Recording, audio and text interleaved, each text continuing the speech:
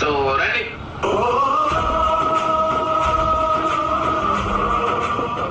వీళ్ళందరినీ కూర్చేసి పంపిద్దామన్నా. ఖతర్నాక్ కాజా. కాజా అంటే మీ అందరూ తెలిసిందే, ఇది ఆడ కాజా అన్నమాట. కాజా మీరు ఖచ్చితంగా లోపల రావాలా.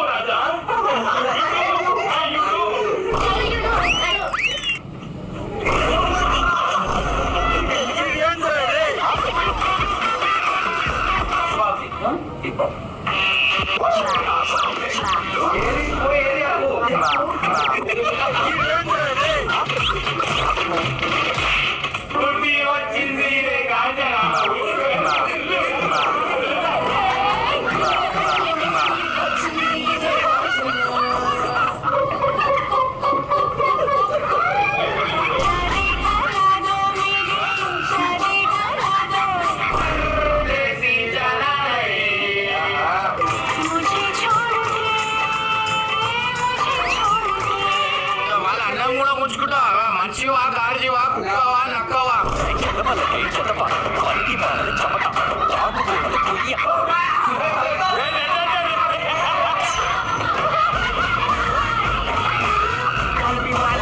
చెట్లు గిట్లు అన్ని చినిగిపోయినాయి అని చెప్పి కట్టపని పంపించి నేను బట్టలు అనేది తీసుకొని వచ్చిన. బట్టలు ఏడున్నాయి.